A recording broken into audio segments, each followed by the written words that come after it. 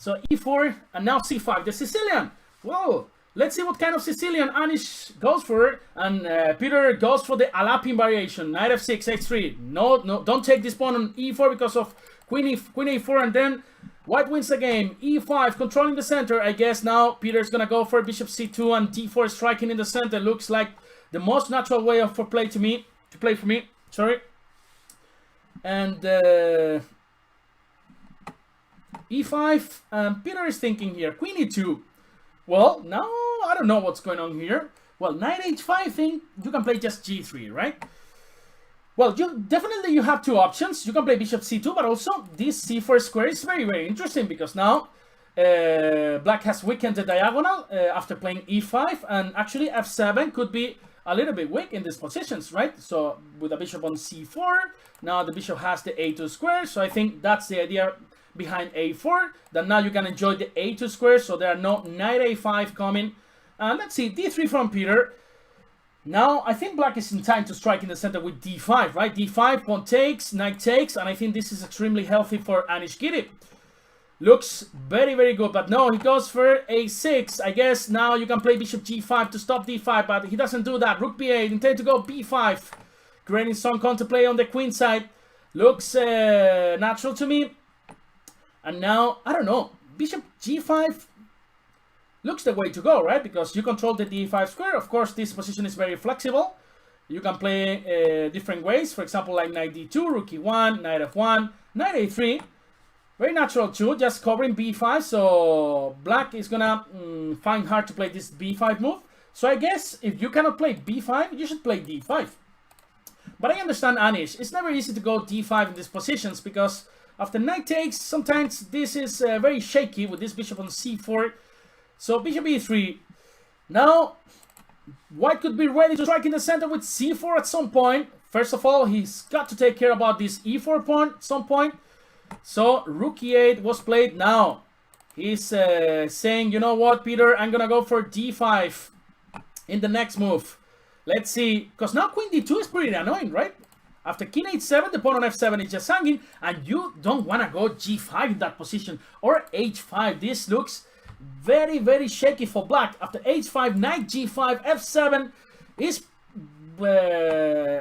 is attacked with both pieces, and also white could be intended to open the file with f4. No, he goes for e5. Nobody wants to break in the center. No d4, no d5, no b5, no b4, no f4. So a lot of tension, as you can see here, all the pieces, a lot of flexibility in this position, many possibilities, and definitely, I don't know what's going on here. I don't know. I guess d5 is still possible, but now the c5 pawn is just hanging. So now I think it's even more tough to go for because c5 is just hanging. So maybe just bishop e6, just fighting against this strong piece, which is the bishop on c4.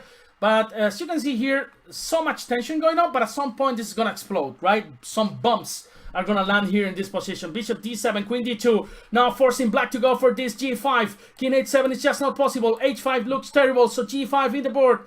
Now let's see. Now Peter has this queen on d2, just covering the b4 square, so he goes for b4, he goes and gets a lot of space on the queen side. Pawn takes, pawn takes. Now b5's in the air as well. Knight e7, he wants to regroup this knight by g6 to jump to f4, but now some d4 could be coming as well. It's still not possible because the pawn on e4 is just hanging.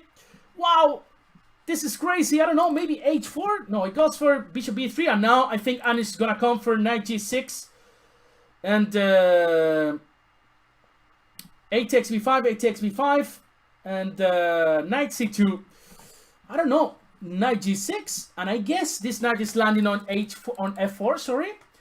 And well, suddenly black has a lot of counterplay on the king side and a lot of attacking ideas. For example, with g4, that's it. I think, well, he took on g4, and knight takes g4, rook a1. Wow, this is crazy. I don't know what's going on, guys. Knight h4 looks like an idea in the future. Bishop e6, fighting against this strong bishop, so f7 is not under pressure anymore. Bishop takes, rook takes, and queen e2. I don't know. Knight h4, what happens after knight h4? Crazy stuff. d5, and you can play knight g5 as well here. Knight g5, pawn takes, queen takes g4, and you have removed this dangerous knight from g4. Looks very, very interesting, this knight g5 idea. He goes for this, Peter Svidler, boom!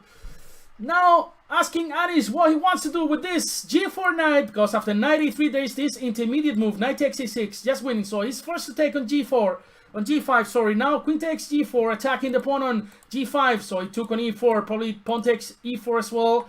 And look at the difference between these two bishops, because the bishop on g7 is locked by his own pawns, and this bishop is just much better. So intermediate move, bishop g5, and now Peter idea after queen d3 is probably just to go knight e3, and this knight is arriving to f5. So many attacking ideas, queen f5 also in the air, putting pressure on f7. You can try to double rooks on the 7 rack at some point as well. And definitely this knight on e3 is just doing a fantastic job, covering f5, covering d5, also protecting our king, protecting g2. So basically this is just a Superman, right? This knight on e3. And it's gonna be extremely tough for Anish to defend with only 35 seconds in the clock. And I don't know, also rook d1, it's an idea for Peter Svidler, followed by rook d7. I guess this is just almost game over for Anish Giri. I like knight f5, I like rook d1 followed by rook d7. Basically I like everything in this position.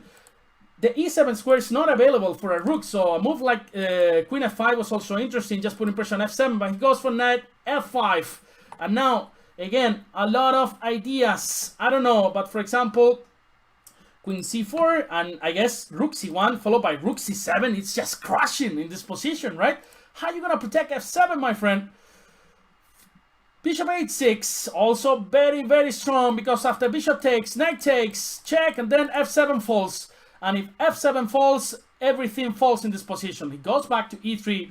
He doesn't see how to finish the game after bishop h8. Just playing fast, yeah, trying to make your opponent make mistakes. Rook f6 in this position.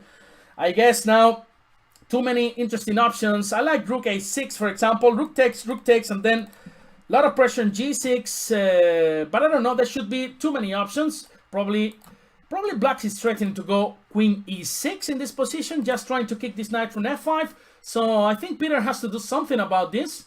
It's not easy to finish the game, right? Bishop g5, now attacking the rook. Probably Anish is gonna go back to e6, just to get the same position, and Anish lost some time. Anish lost some time in this difficult position.